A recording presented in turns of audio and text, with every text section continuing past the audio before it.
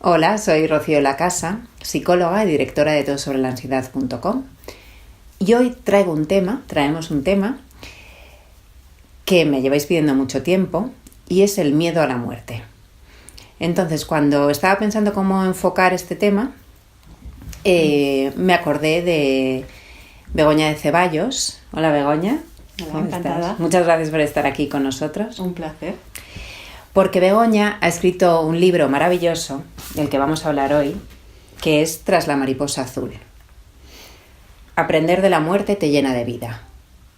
O sea que usé mi creatividad y decidí traer a una experta en el tema, que además nos va a acercar a la muerte con una nueva actitud, una nueva perspectiva, que a las dos nos interesa muchísimo que llegue a cuanta más gente mejor, porque es darle la vuelta completamente a lo que llevamos hablando culturalmente, ¿verdad?, de la muerte durante mucho tiempo.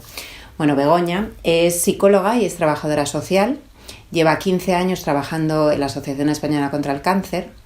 También ha fundado un centro de psicología que se llama Salud en Espiral. Y bueno, ahora nos contará ella, pero el hecho de trabajar día a día con la muerte le ha enseñado grandes lecciones que generosamente va a compartir con nosotros hoy.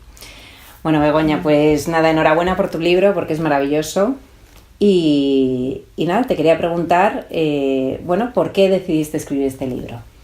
Pues mira, decidí escribir ese libro porque llega un momento en mi vida que son tantas las experiencias que me cuentan los pacientes que yo tengo que hacer algo con ello. Yo siempre digo que los pacientes para mí son mis maestros de vida. Entonces, hubo un día en concreto en el que fui a ver a varios pacientes y en concreto conocí a un paciente que se llamaba Melquiades, que fue muy especial para mí, porque es verdad que de la muerte no se habla, es verdad que es un tema tabú en todo tipo de momentos de la vida, ¿no?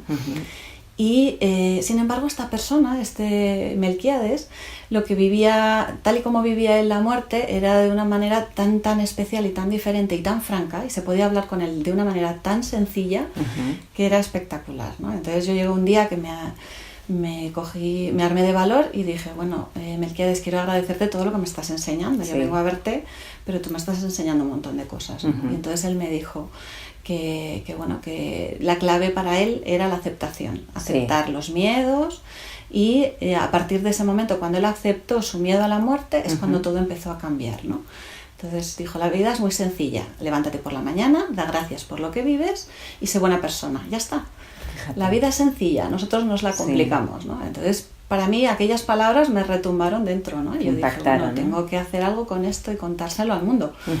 Pero claro, cuando lo cuentas no es fácil recibir información sobre este tema, ¿no? De esto nadie quiere hablar.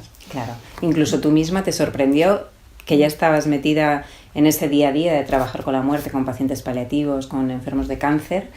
A ti misma te sorprendió la actitud de Melquiades, ¿no? Que no es la habitual cuando... O sea, una vez estás dentro sí encuentras que las personas tienen esa actitud, ¿no? Te sorprende que hay muchos que viviendo esa situación entienden y experimentan lo que es la aceptación.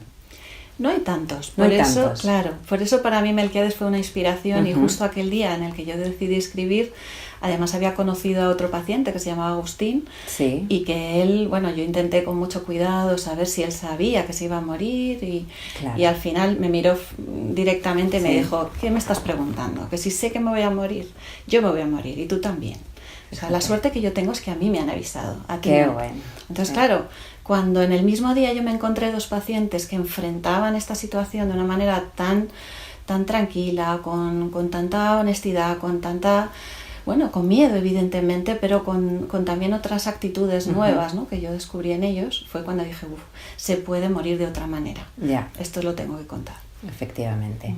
O sea que este libro es muy recomendable, claro, para personas que están pues en ese proceso de enfermedad o cuando ya, ¿no?, conocen la buena noticia que está asegurada, como decía una profesora mía, pero también para cualquier persona, ¿no? O sea, es que yo se lo estoy recomendando a todo el mundo porque no hace falta estar enfermo para tener esa actitud hacia la muerte. Nosotras que somos psicólogas sabemos que muchos pacientes llegan con con este miedo a la muerte, incluso sin estar enfermos o sin tener nadie enfermo alrededor. Entonces este es un libro y una actitud, la de Melquiades que te enseñó y Agustín, muy importante para cualquier persona, porque todos tenemos la buena noticia asegurada, ¿no? Y tenemos ahí la muerte, es una cosa que hay que aceptar. Entonces, bueno, eso te impulsó, la experiencia con Melquiades, ¿no? Te impactó profundamente y te impulsó a escribir un libro para poder compartirlo con el mundo. Exactamente, porque es verdad lo que dices, ¿no? O sea, yo creo que lo que a mí me enseña también trabajar día a día con la enfermedad y la muerte es precisamente eso que dices, ¿no? Es como, yo creo que vivimos todos un poco de espaldas a esa certeza de que todos desgraciadamente en algún momento moriremos. Sí. Entonces, para mí, pensar en la muerte no es ser pesimista, ¿no? Sino todo lo contrario, es ser mucho más vitalista. Yo tengo eso todo el día presente y lo que me hace es estimularme, ¿no? Para vivir de forma intensa, ¿no? De hecho, yo juego conmigo misma un juego que lo llamo y lo pongo en el libro que se llama el juego del despertador. Sí. ¿No? Es como el juego que pasaría si me pasara a mí, ¿no? Sí. Si me quedara X tiempo, ¿no? Entonces voy a atreverme a vivir con intensidad, a hacer lo que para mí es importante, a dejar hecho y dicho lo que necesito, ¿no? Y a perseguir mis sueños o lo que considere mi misión. Es increíble esta vuelta de tuerca que le das al concepto de muerte y como dices en el libro, ¿no? Que te decía la gente, qué duro trabajar ahí todos los días, ¿no? Todos los días con la muerte, con personas de las que te tienes que despedir, que vas cogiendo cariño. Y tú, que al principio pudiste a lo mejor vivirlo así, te diste cuenta, gracias a estas experiencias, que al revés, que era un trabajo maravilloso porque precisamente te despertaba del automatismo y te hacía valorar las pequeñas cosas que normalmente damos por hecho, ¿no? Y ser una vitalista. Cuanto más cerca estés de la muerte, más valoras la vida, ¿no?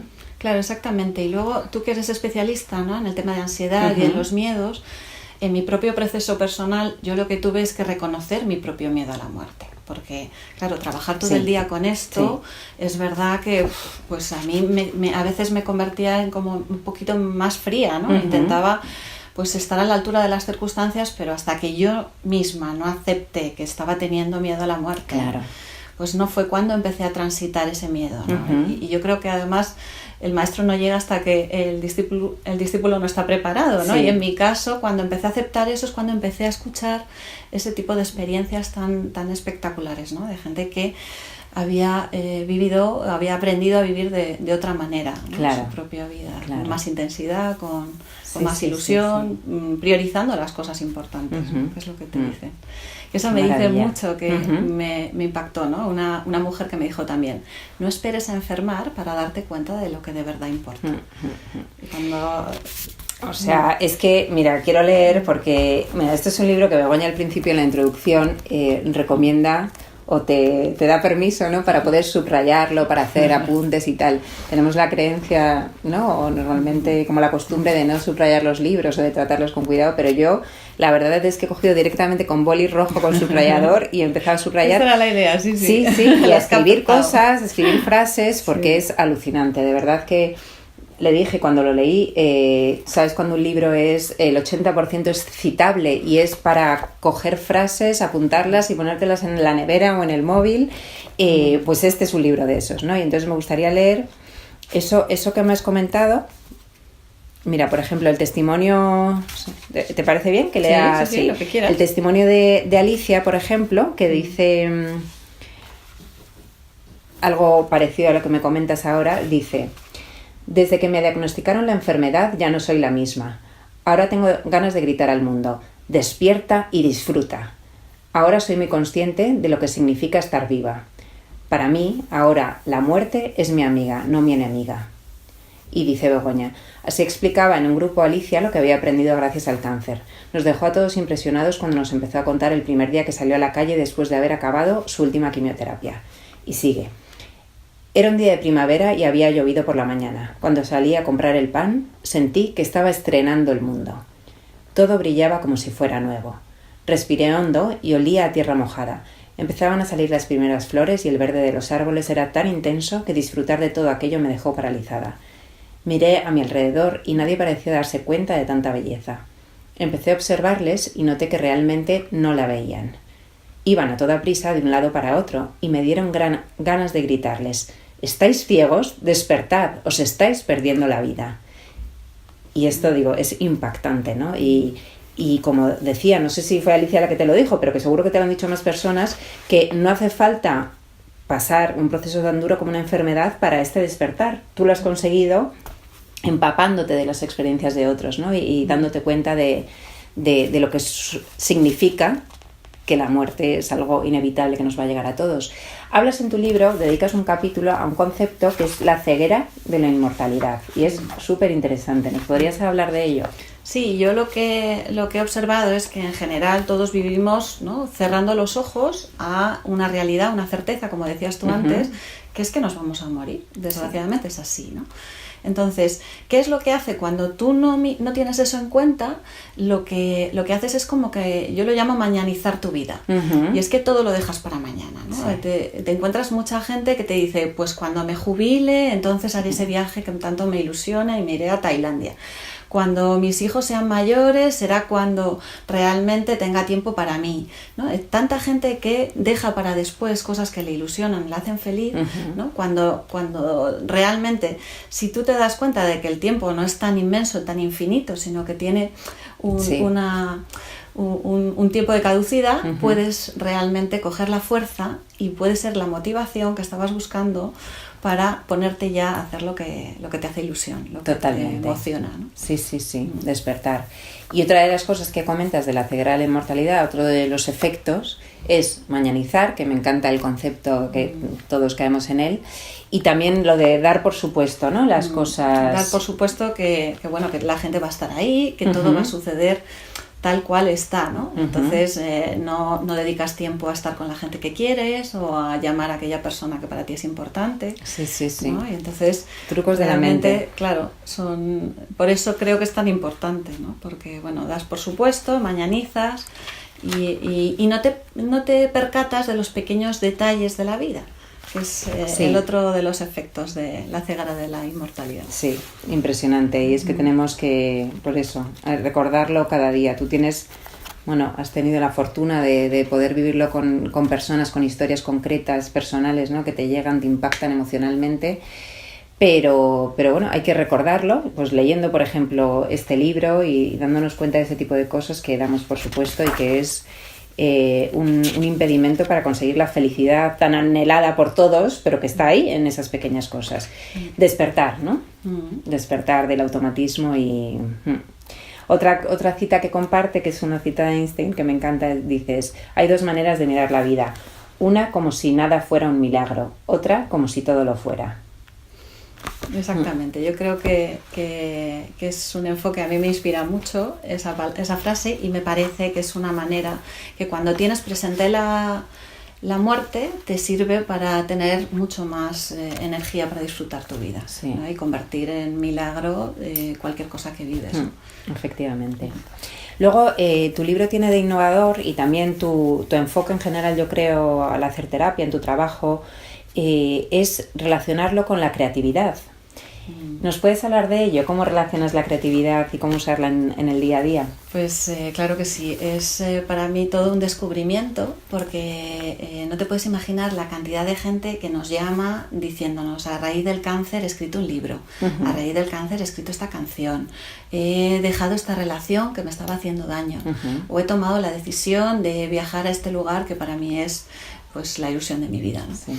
Entonces eran tantos y tantos los ejemplos a lo largo de toda mi trayectoria, que llegó un momento que empezamos en mi equipo, ¿no?, a comentar, bueno, a ver si va a tener algo que ver esto de la creatividad y el cáncer, ¿no? Al principio, cuando lo unes, la gente te mira raro, ¿no? Es como, ¿de qué está hablando? Sí. Pero es curioso, empezamos como a investigar qué estaba pasando ahí y a descubrir un poco qué había detrás de la creatividad, a leer a neurocientíficas, ¿no?, como Sally Carson, que habla de que todos tenemos esa capacidad creativa, ¿no? Entonces empezamos a descubrir a través de los ojos de los pacientes que la creatividad era algo mucho más amplio que igual pintar o cantar o tener un don específico artístico, sino una actitud de vida, ¿no? Sí. Es que cuando además la vida te te confronta con una situación tan dura como una enfermedad como la muerte, la gente lo que hacía, muchos de ellos, era sacar lo mejor que tenían dentro, sacar lo que yo he llamado su creatividad esencial, sí. ¿no? Es aquello que has venido a aportar de alguna manera.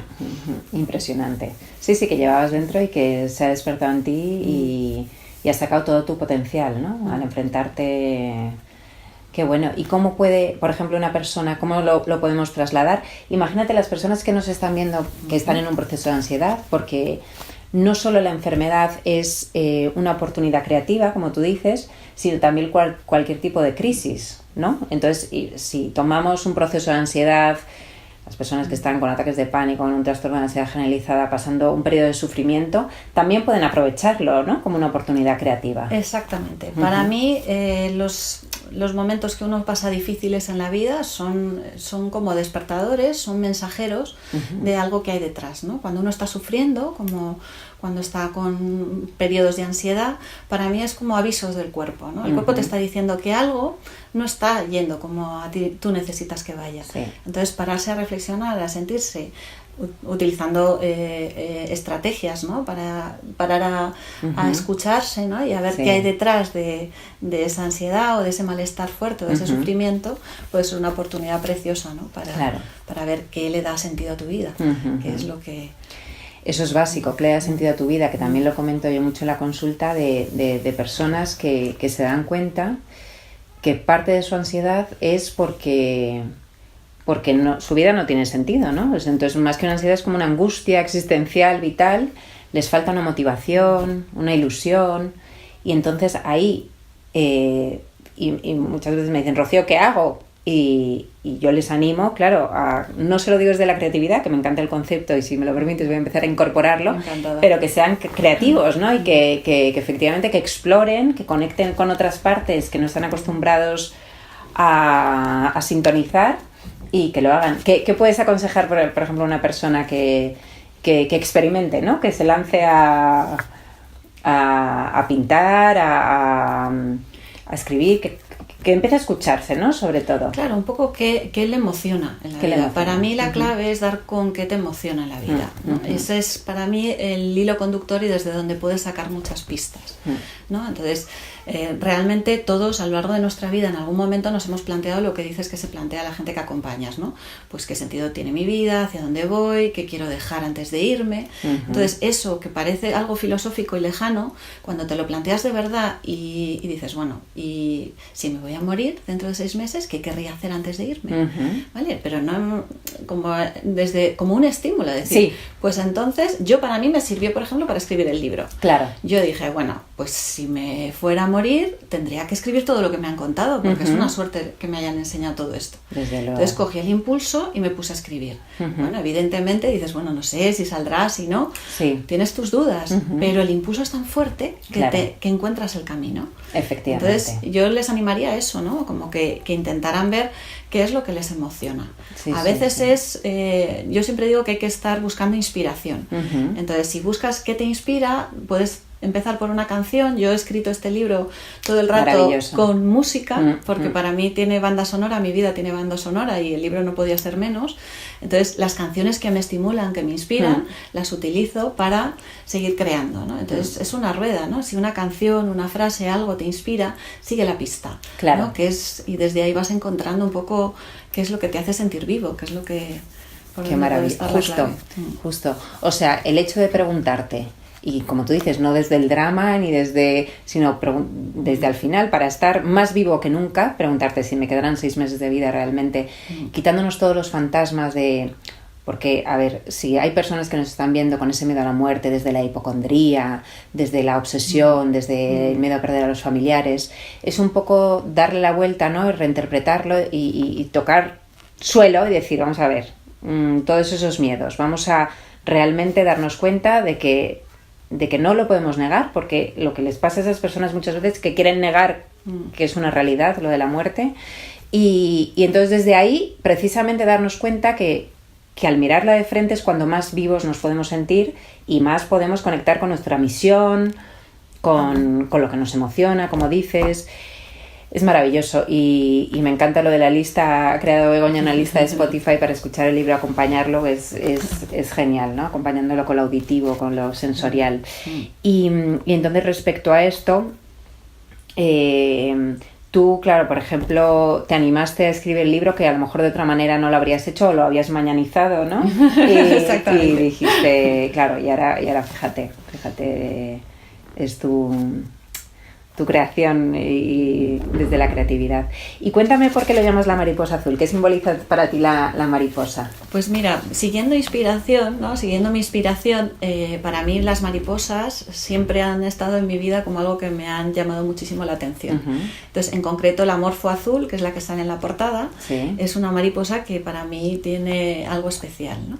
Entonces, bueno, curiosamente, la vida también te va llevando estas casualidades mágicas, como yo las llamo, y entonces muchos de los libros que me han inspirado, que están en la bibliografía del libro, tienen una mariposa en la portada. Entonces decía, no puede ser, el hombre en busca de sentido de Víctor Frank, que es tan conocido, tiene mariposas en la portada. La rueda de la vida de Kubler-Ross también tiene mariposas en la portada. Son tantas cosas, ¿no? que han coincidido en mi vida, ¿no? Como una película que también se llama La mariposa azul, que es de un chico con cáncer, de un niño con cáncer que va a buscar la mariposa azul, la morfo azul, como bueno, pues algo que quiere hacer antes de fallecer. Y en esa búsqueda encuentra pues la magia de la vida y encuentra muchos sentidos, ¿no? a lo que le está sucediendo, ¿no? Entonces son muchas cosas, ¿no? Pero en concreto, claro, en el libro, para mí, tras la mariposa azul, cuando empecé a descubrir y a escuchar y a estudiar, ¿no? qué habían simbolizado las mariposas a lo largo de la historia, me di cuenta de que era una manera muy clara, ¿no? de darle nombre a lo que ya me estaba pasando a mí, que yo andaba buscando un poco la búsqueda del alma, ¿no? De qué hay detrás del sentido, ¿no? Y bueno, por eso se llama Tras la mariposa. Qué bonito, me encanta. Bueno, pues y relacionado con eso, con el alma y con el sentido y otra de las inquietudes que encuentro a menudo, y tú también me imagino, doy por hecho, es las personas al enfrentarse a la realidad de la muerte piensan que hay más allá. Y muchos me dicen que les da envidia o que anhelan, por ejemplo, las personas que tienen mucha fe, que se apoyan en la religión, en cualquier tipo de religión, como que eso les da paz o que están más tranquilos y me dicen, mira, yo no creo en nada y entonces es un poco angustiante saber que no hay nada después, tal, y yo les animo a conectar con la espiritualidad, que no hace falta que sea la religión, ¿no? ¿Qué opinas? Porque hablas también en el libro de la espiritualidad y la espiritualidad cotidiana, ¿no? Hablas, ¿qué nos puedes contar sobre eso? Pues sí, mira, yo creo que es un poco lo que estamos hablando, ¿no? Los miedos para mí se curan con luz. Entonces, cuando yo descubrí que tenía miedo a la muerte y estaba trabajando en paliativos, dije, pues tengo que hacer algo con esto, no puede ser. Entonces me puse a leer todo lo que había sobre la muerte y empecé a escuchar también testimonios muy, muy potentes y a ver también cómo la ciencia se estaba tímidamente acercando a este concepto, ¿no? Y a ver un poco, pues, a raíz de momentos o situaciones en los que una persona es sacada salvada, ¿no? Igual por reanimación cardiovascular o de la manera que sea. Luego, cuando se estudian las experiencias cercanas a la muerte, pues realmente se están teniendo datos bastante generalizados de que, pues que algo más continúa de ti, ¿no? Como la conciencia, el alma o como lo queramos llamar, ¿no? Porque la gente es capaz de reproducir y decir qué ha vivido o qué pasaba mientras su cerebro estaba clínicamente muerto. Algo está pasando ahí. Por eso yo animo a la gente. Yo no tengo certezas absolutas, pero me he puesto a estudiar sobre el tema y hay datos muy interesantes, ¿no? Entonces, por un lado estaría esa parte, ¿no? que yo reflejo en el libro, los estudios interesantísimos que hay sobre ciencia y muerte. Y por otro lado, un poco lo que yo propongo también es enfocar la espiritualidad desde una manera muchísimo más amplia. Me parece que es lo que decías, ¿no? Dices, o si eres religioso o tienes una determinada creencia, entonces qué suerte tienes. Y si no, los demás, ¿qué pasa, no? Entonces, para mí la espiritualidad al final se ha convertido en el proceso que sucede después de que te plantees esto que estábamos hablando, qué sentido tiene la vida, hacia dónde voy, qué es lo que quiero hacer, ¿no? Porque desde ahí empiezan a surgir un montón de planteamientos y de respuestas, que es lo que para mí es vivir, ¿no? Es vivir con intensidad, lo que estábamos hablando, ¿no?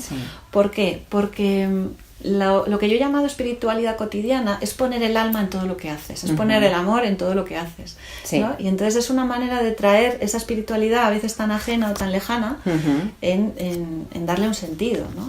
a cualquier cosa que emprendas.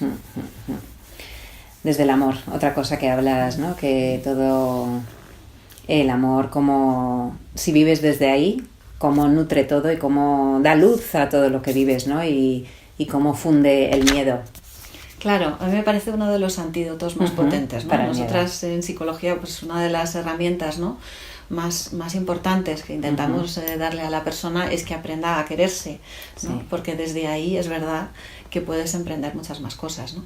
Entonces, ¿qué es lo que sucede? Que yo creo que tenemos el concepto del amor un poco desvirtuado, ¿no? Porque unas veces lo consideramos egoísmo, si yo me cuido es que soy egoísta, y otras veces consideramos que uno puede solo experimentar el amor si tiene una pareja o tiene alguien a quien querer o tiene unos hijos, ¿no? Sí. Entonces, lo que los pacientes también me han enseñado es que el amor es el amor en mayúsculas, es el amor hacia ti mismo, Sí. es aprender a quererte aunque te equivoques. Sí, ¿no? sí. Que yo creo que este es el gran reto de todos, ¿no? Porque en una Absolutamente. sociedad donde todo tiene que ser éxito y todo tienes que hacer perfecto, ¿no? Que puedas aprender que desde ahí es de donde brota, ¿no? Esa incondicionalidad hacia ti es lo que te permite también, ¿no?, hacer cualquier cosa que sueñes hacer. Sí, sí, sí.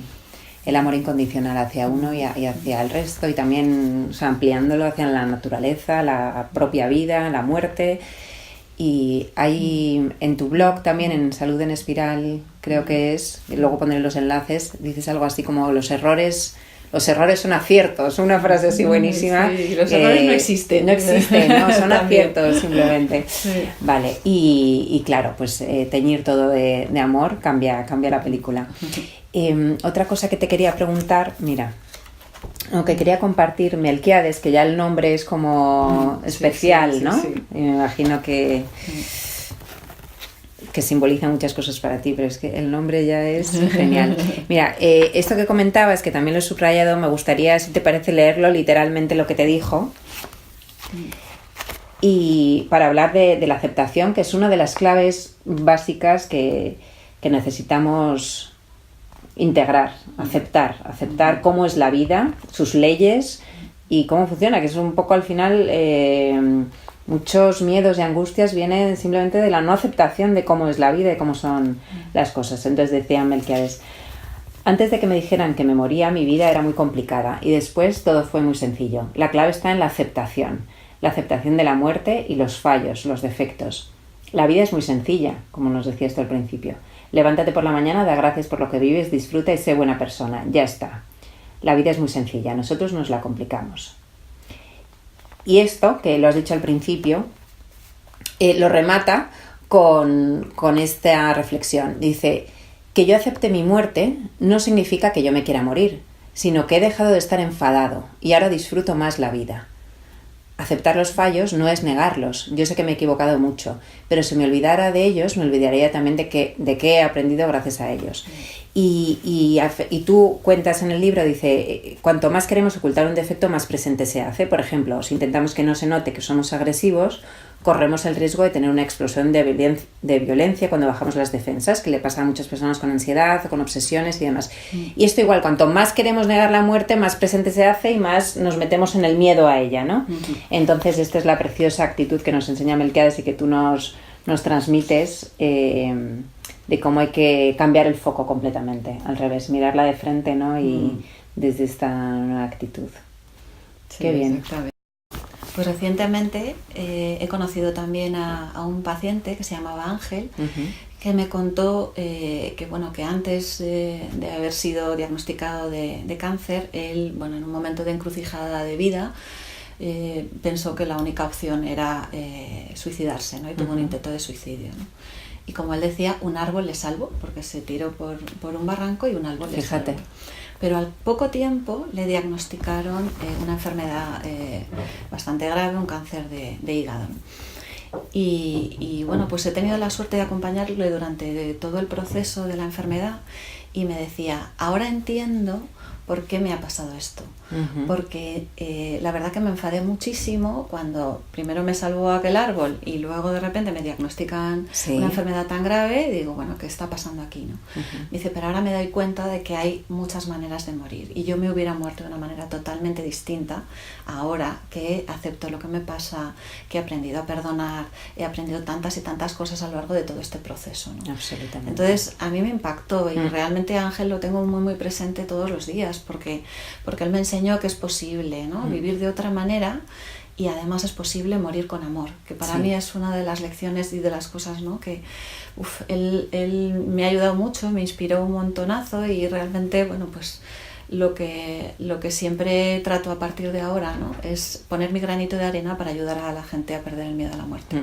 Creo que podemos morir de una manera distinta y que se puede morir con amor y esa es mi Qué bonito, tu legado un poco, poder hablar de la muerte con naturalidad y de forma vitalista, es impresionante, o sea, es que estoy encantadísima de poder hablar hoy de esto, de verdad, porque fíjate que también he traído un librito que me gustaría compartir que se llama Parca, que es de una profesora que tuve que hizo un curso de cuentos y ella lo escribió y habla, o sea, acerca el concepto de muerte a los niños desde la infancia, porque como decíamos al principio es como un tema tabú. Yo recuerdo que cuando se murió mi abuelo tardaron como 3 meses en contármelo y era como, no, tu abuelo está en misa cada vez que iba a verle a su casa y yo sabiendo que pasaba algo raro y en vez de contármelo con naturalidad ya a los niños les escondemos esta verdad universal y innegable y es increíble, ¿no? Como socialmente. En otras culturas se celebra de otra manera, pero desde luego en la nuestra es como todo un tema.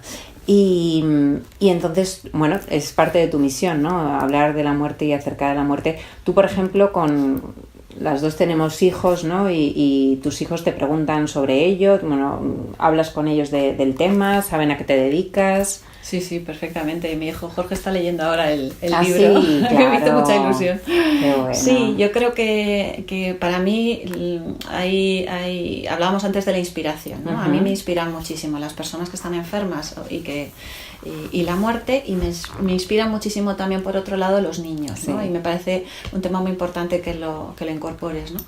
Porque los niños realmente te sorprenden muchísimo a la hora de enfocar este tipo de temas, ¿no? Porque los queremos proteger y al final es casi peor, ¿no? A veces ellos te dan una clave, te dan un abrazo, son capaces de incorporar, ¿no? La muerte de una manera mucho más natural que somos los adultos, ¿no? Y yo con mis hijos hablo abiertamente de ello. Eso no significa que, claro, si fallece alguien que quieres, evidentemente te duele, pero no lo vives con el desgarro que se está viviendo en esta sociedad. Claro. No, es distinto. Y tú estás muy familiarizada con el proceso de duelo, que es necesario y que es sano, ¿no? Pasar, o sea, es evolutivamente la depresión en ese caso, no una depresión clínica, sino pasar un duelo con una tristeza, es algo saludable y normal, natural.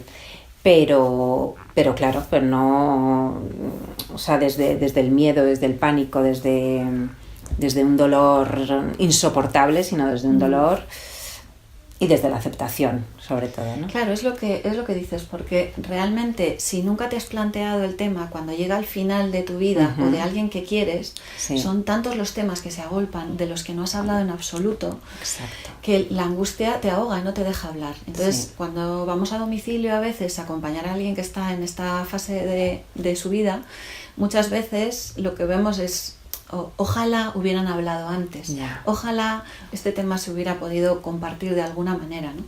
Porque ahora son tantas las cosas que la angustia te ahoga, entonces no puedes enfrentarte a ello. Totalmente. ¿No? Entonces por eso se crean esos silencios y esas conspiraciones de silencio tan dolorosas para todo. La conspiración del silencio, exacto. Y los arrepentimientos, ¿no? Si lo hubiera sabido, si hubiera recordado que todos vamos a morir, que la buena noticia está asegurada, habría enfocado mi vida de otra manera, habría hecho esto, habría viajado, habría etcétera, etcétera, etcétera, ¿no? O habría simplemente me habría habría dicho te quiero más veces, Sí, esos pequeños detalles. Al final son esos pequeños detalles, ¿no? Sí, No sí. en plan habría recorrido el mundo, sino habría sido más cariñoso con mi pareja, con mi hijo, con lo que sea, ¿no? Sí, es curioso porque al final todos comparten esa enseñanza, ¿no? Entonces, cuando alguien te lo dice, es verdad que todos lo sabemos, ¿no? Sí. Que todo el mundo te habla de esto, ¿no? Es lo más importante, la familia, los amigos, el amor. Pero cuando alguien te lo dice al final de tus días y te lo dice de verdad convencido y sintiéndolo con toda su alma, te juro que algo pasa en la tuya. Ya. O sea, te llega directo y dices, llegas a tu casa y abrazas a los que quieres, te pones a escribir o a hacer lo que necesitas hacer para que tu vida cuente. Qué maravilla. Pues nada, espero que esto haya ayudado a despertar conciencias, a servir un poco también de nuestro granito de arena, sobre todo el de Begoña habiendo escrito esta maravilla de libro. Pues eso, recordarlo.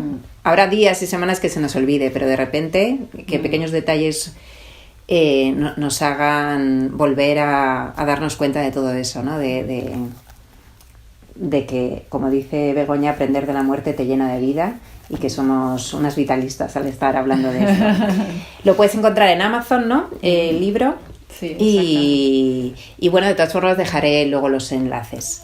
Vale, Begoña, pues nada, encantadísima de que hayas estado aquí, te lo agradezco. Rocío, por dar visibilidad a un tema que no es fácil, pero que yo creo que hace mucha falta. Efectivamente. Así que muchísimas gracias por la oportunidad. Vale.